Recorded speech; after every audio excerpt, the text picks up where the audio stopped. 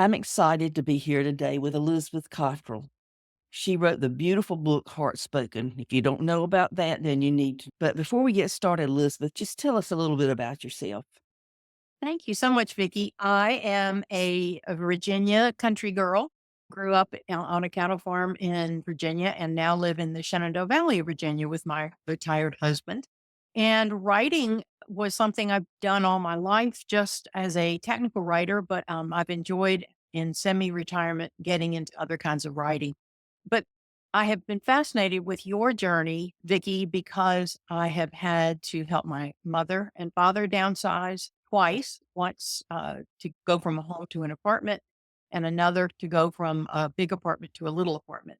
And then after my aunt's death at age 95, I helped my siblings empty her house and sell it. So I've had it from the other end that you've been kind of approaching it from, but I hope that that perspective will be helpful.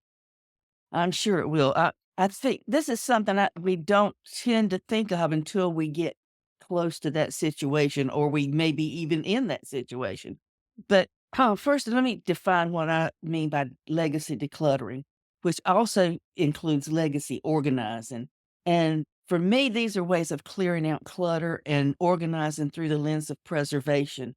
And by preservation, I mean preserving what's important to you and your family, often with the goal of leaving a meaningful legacy. And although that may not be the goal sometimes, decisions that are made in this process certainly can affect one's legacy. But that's the way I'm looking at it. So, Elizabeth, just tell us a little bit about the experience that you've had in terms of legacy decluttering or downsizing. Sure. Well, first of all, I love the term legacy decluttering because it gives it more meaning, it gives it more purpose, and it keeps it from feeling like it's quite such a burden and a chore, but more of an opportunity. And so that Yeah. really appealed to me about what you've been teaching. So my situation was, and I am currently 74 years old, and my dad lived to age 95. My mother is still living and will be 100 in April. Wow. She is in assisted living. But so one thing I really wanted to share is the incredible gift that my parents gave me and my four siblings. I'm the oldest of five.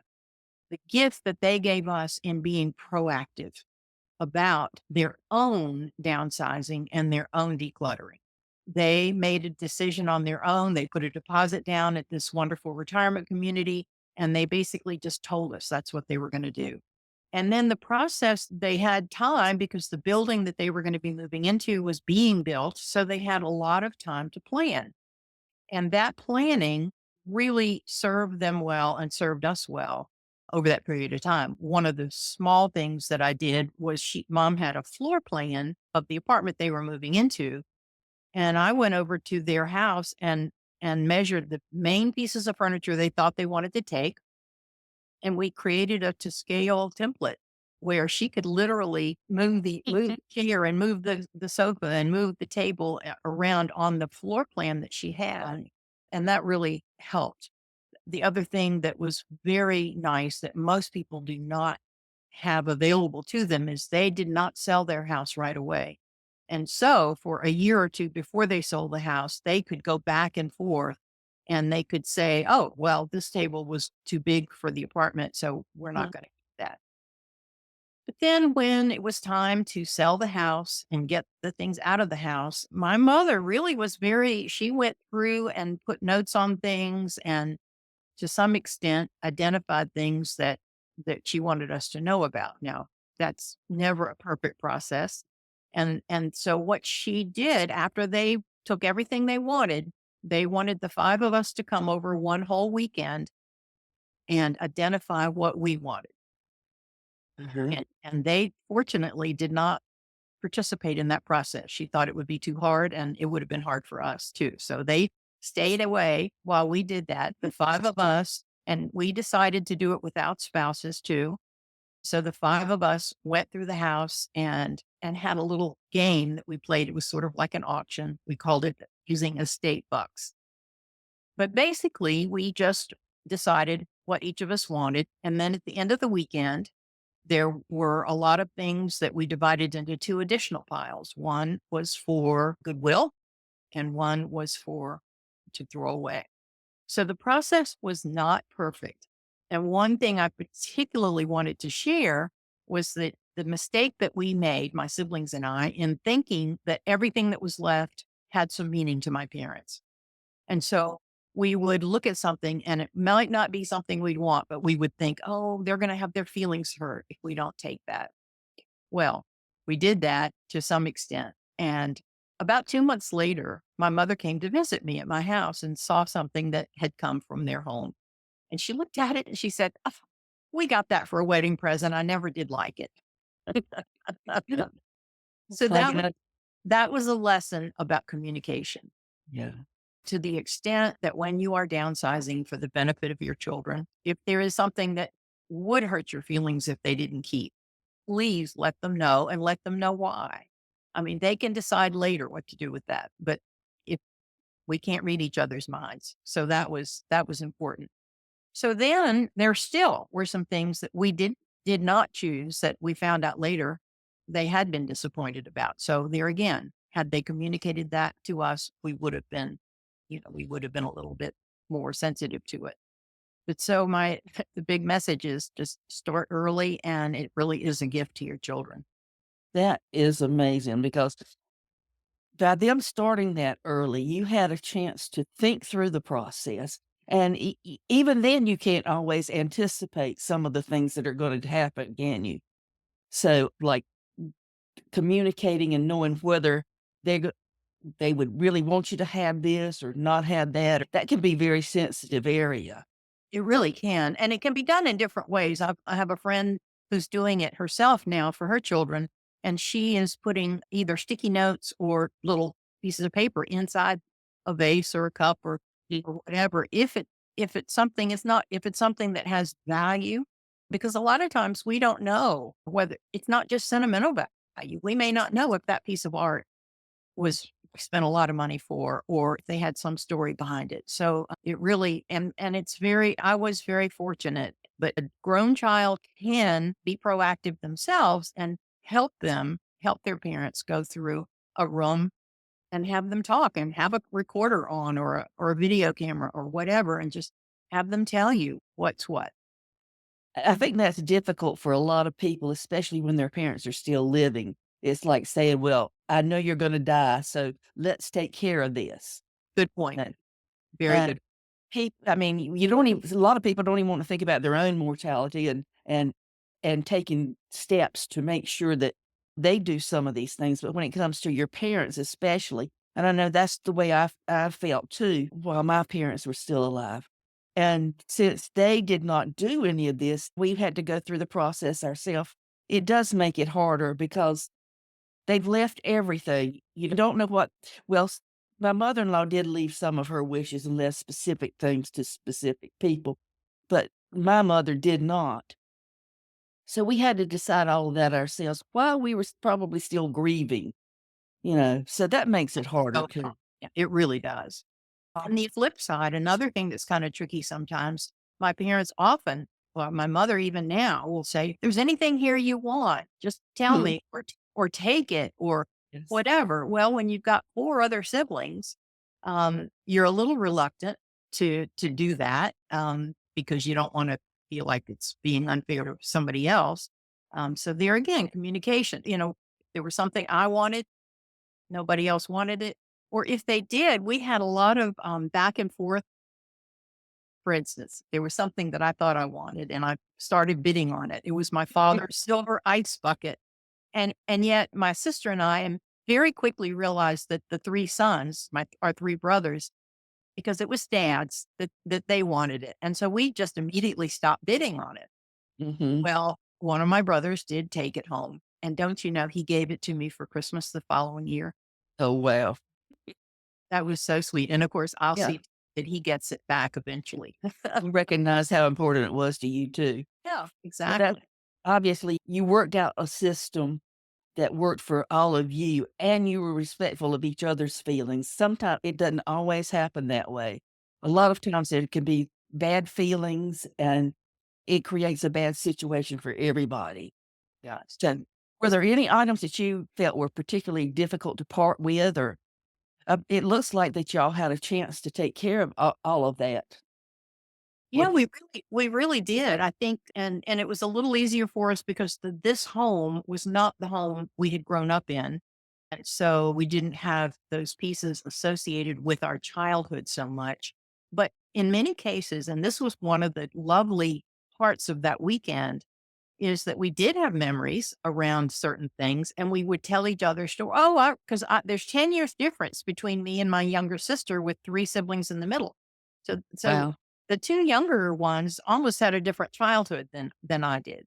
And so it was really fun to share stories and laugh. Oh my gosh, I don't think we've ever laughed so much. But you're right, that we are fortunate to have that kind of family dynamic, and it's not always the case. But I honestly don't recall a specific piece that was just none of us could do without. But because my parents lived to the age they have lived, we were all older, Mhm. and had our own homes and our own things.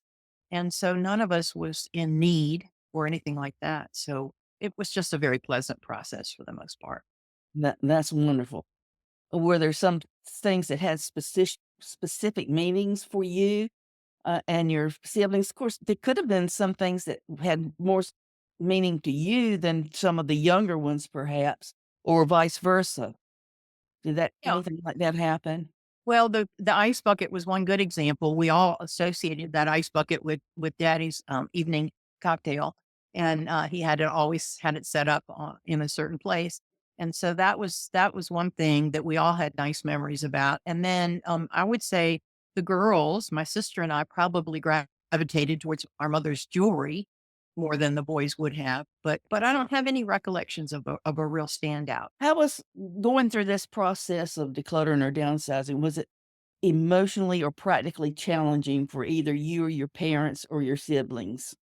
It was amazingly time consuming, and even doing it right. I mean, when the weekend that we all got together to go through mom and dad's things before they moved to retirement apartment, we had a dumpster outside, and so we took things out there. We had arranged a Goodwill truck to come pick up things. We were amazed at the things they were willing to take and felt like they could totally use and sell. So the process was good. Tell me that question again, because I think I've gotten sidetracked. Yes, okay. I was just saying, was that the process emotionally or Oh, practically challenging in some way for either of you, your more parents or practical. yours? Yeah, more practical than anything. And the dynamic was different with mom and dad both being alive.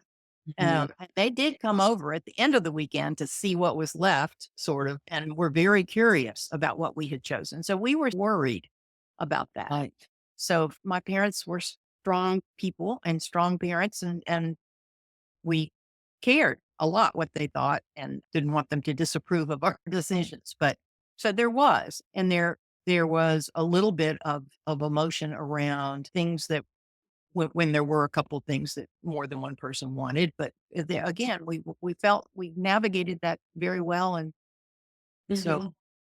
it was a smooth process. But the dynamic is definitely different than doing it, which I did later for my aunt after her passing. That dynamic is totally different. You don't have anybody looking over your shoulder, but you also cared for them, and so you respected their wishes. So that's a different situation. So how was that different? Tell me a little bit about that. Well, she was not married and had no children, and so the 5 of us were her heirs, and she lived to 95 plus and had been in the same house for 40 plus years. So the idea there was to most of us had been there, had to visit her often enough that we had some things that we thought we might enjoy having, and my older brother, the brother next to me in age, he's the younger, but the next to me in age, he and I were the closest geographically. So the two of us had that responsibility of taking care of that house. And we decided after there was a little identification of who might want what, we gave the siblings a deadline. You have to get it out of the house by a certain date, because then we are going to bring in an estate auction company to go through everything else And when they did that, that was quite an interesting process. They came in with a team of people and spent days in the house sorting through and making groups. Mhm. So there was a clothing group and a jewelry group and a small furniture group and a big furniture group, and it was an online auction that they were preparing for.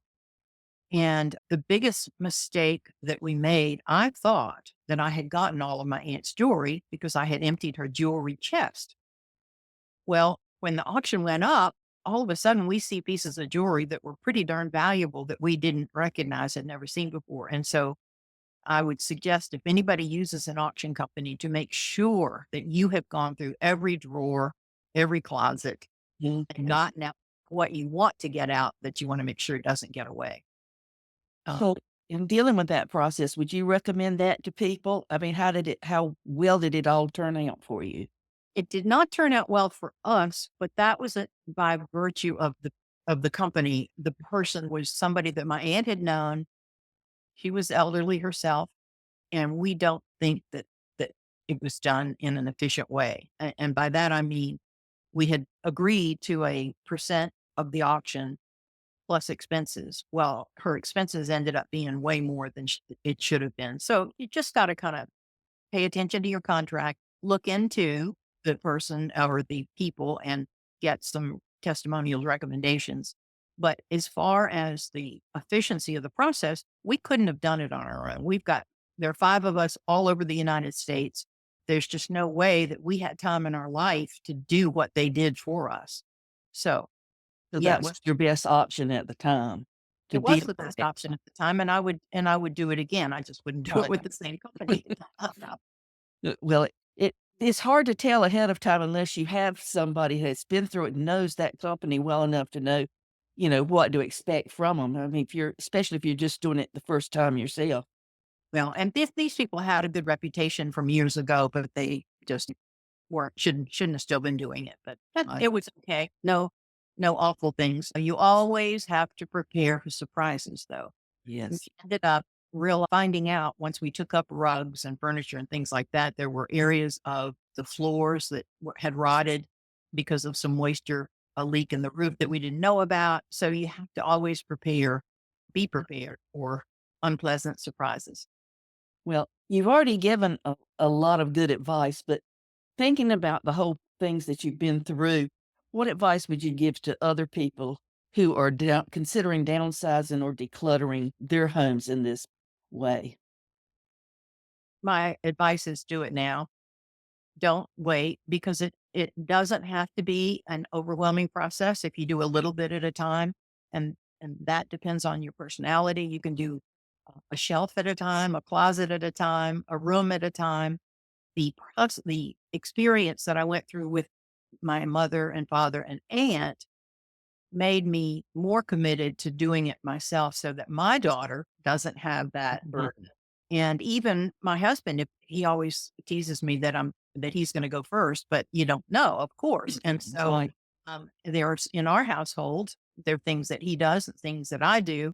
And there are some things that he doesn't know how I do them. And so I've started a physical notebook.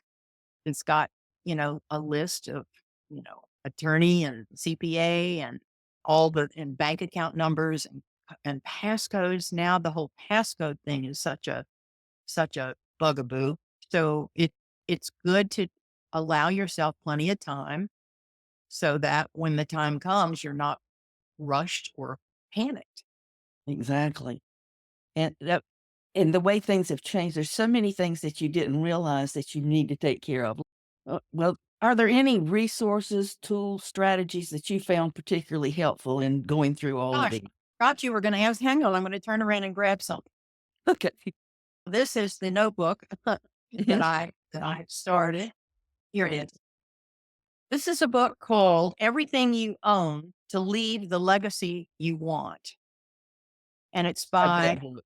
Marnie Jameson. Do you Mhm. have it? I do. I just think it's delightful and helpful and practical. And she is a journalist. The subtitle is From the Heart Estate Planning for Everyone, Whatever Your Financial Situation. And she provides checklists and things to think about. And I actually need to reread it, but I So highly recommend that book. that is a good resource. I'm glad you mentioned that. But I also would highly recommend paper and some hard copies of things because just sometimes getting into your computer and then somebody navigating your computer if they're not familiar with how you do your files and storage, the more you can just have something where you can say to them, if something happens to me, go here. That Right. helps. That the digital side, that's a whole nother aspect from getting rid of the physical surroundings and like your furniture and things like that, isn't it? And one Yeah. little thing that my mother has done that we have appreciated, and this is while she was in after dad died and she was still in independent living.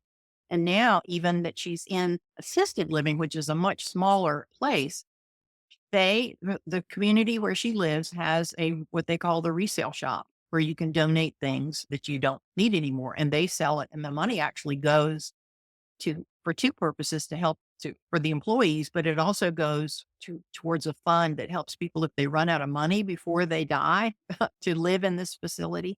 But at any rate, every 6 months or so, my mother, I'll go to visit and she'll say, please, I don't need these sweaters anymore. Take it down to the shop or this kitchen appliance. I'll never use that again. Take it down to the shop. So if you have a mindset of not bringing anything into your house without taking something out or even just taking a little bit more out all the time.